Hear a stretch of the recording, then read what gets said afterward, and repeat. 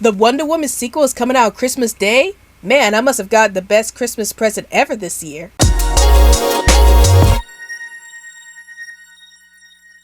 Hey everyone, this is Rabbitearsblog and welcome to my in-theater movie review series. So today's movie I'll be reviewing today is Wonder Woman 1984. And before I get into my thoughts about this movie, here are a few words from the channel.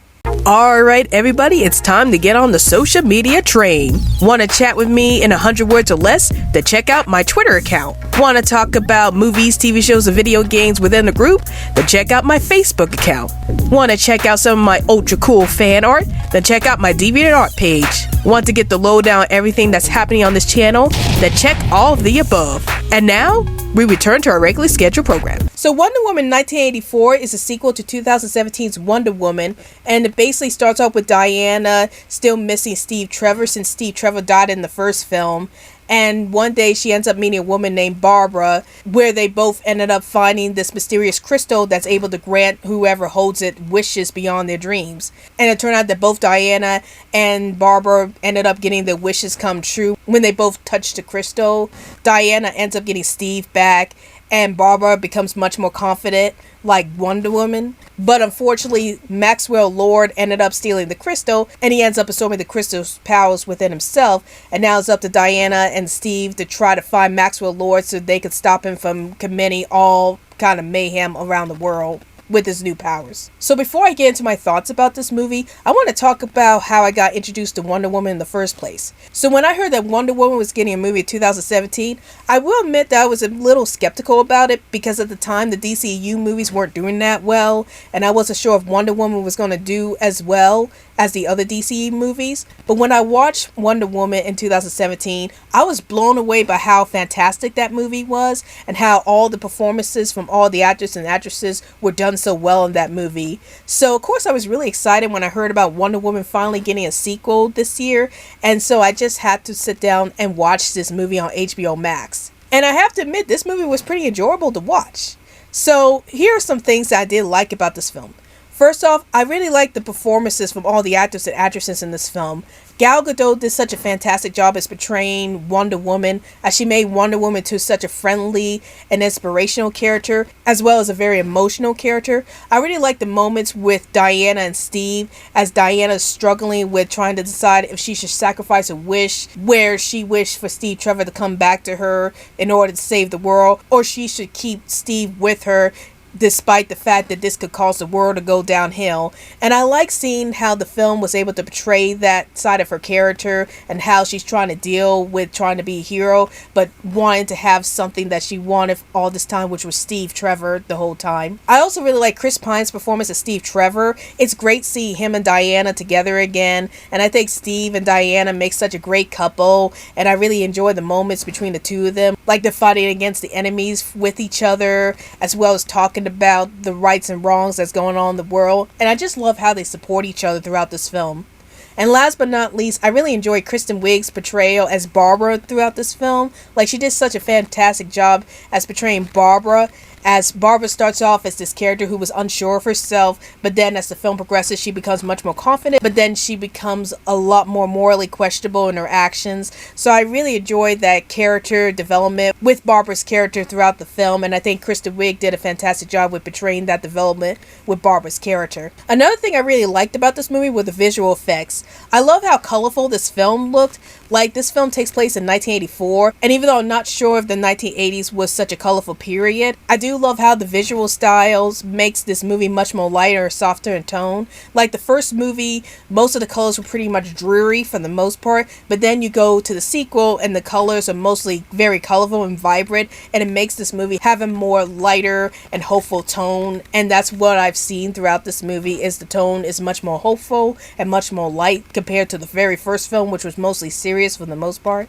So I really like the visual effects and how they explore the tone of this movie. I also like some of the themes this movie was trying to explore, like discussing about how good it is to face the truth of what's going on in reality. Like sometimes you don't want to face the truth of what's really going on with your situation. Like Diana can't face the truth that Steve might be gone forever and that she shouldn't keep Steve around that long. And then you have Kristen Wiig's character Barbara, where she's like wants to be as confident and strong as Wonder Woman, but of course that's not who she really is. So I really like how this film was able to tackle the theme of just seeing the truth within yourself and just seeing the truth within the world itself, and you become a better person once you see the truth. Now, I do have some problems with this film, and one of the problems that I do have with this film was that the pacing was very slow. Like at the very beginning of the film, the pacing was like really slow, and I was like sitting in my chair wondering to myself, okay, get to this part already. You're taking up too much time with developing this storyline, and you could have gone to the action sequences or something like that. So there were times where I felt a little bored with some scenes because the pacing was so slow. And then another problem that I had with this film was the theme itself. Like I mentioned how I liked how the theme was all about trying to find the truth within yourself, but then it got kind of confusing at some points. Like I know with Diana's situations that she wants to stay with Steve Trevor forever, even though that could run the risk of her not being able to protect the world. Or you get to see Kristen Wiig's character wanted to be as confident and strong as Wonder Woman, but of course she would be sacrificing her inner goodness in doing so. But with Maxwell Lord, it's very difficult to tell what he really wants in life. So I wasn't sure where the movie was going with that whole theme about truths and what was going on with Maxwell Lord himself. So I wish that the movie was more clear about Maxwell Lord's ambitions throughout the movie and what was his lie that he was trying to keep that made him to a much more sinister character throughout the film. But overall, I give Wonder Woman 1984 a definite watch it. So even though the pacing of this film was a bit slow at times, and I was a bit confused by the message of the film, I really enjoyed this film overall because the acting performances from all the actors and actresses were fantastic, and the visual style of the film was very colorful and very beautiful to look at, and I really enjoyed those aspects of this film. So if you're a huge fan of Wonder Woman, then you definitely enjoy the sequel Wonder Woman 1984. Well, that's my review on Wonder Woman 1984, and tell me in the comments down below, have you seen Wonder Woman 1984? And if you have, did you like the movie? Did you hate the movie? And what were some of your favorite movie sequels? Please feel free to tell me in the comments down below. Well, I hope you guys enjoyed this video. This is Rabbitearsblog, and I'll see you guys later. And Merry Christmas and Happy Holidays, everybody. Hold it! Man, I'm doing another special offer, am I? Now you're probably thinking, now Rabbitearsblog, didn't you just do a Patreon special offer a few months ago? Well, yeah, but this one's actually pretty different. Let me tell you guys. So I have decided to do a couple of digital artworks to celebrate this special offer. So, do you like Invader Zim? I have an Invader Zim digital artwork for you guys. Do you like the Angry Beavers? I have a Daggett Beaver digital art for you guys. Do you like Christmas or you like celebrating the holidays? Then I got a holiday digital art for you guys. Do you like spooky things or you just like Halloween in general?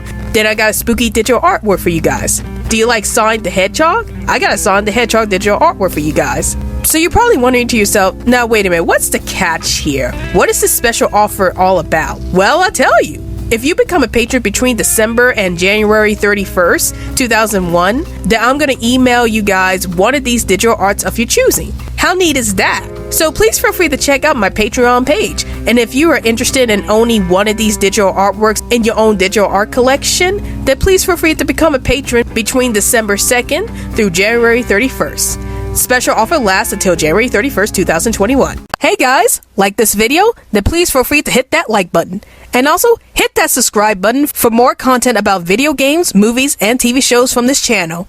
And now, let's roll the credits, please.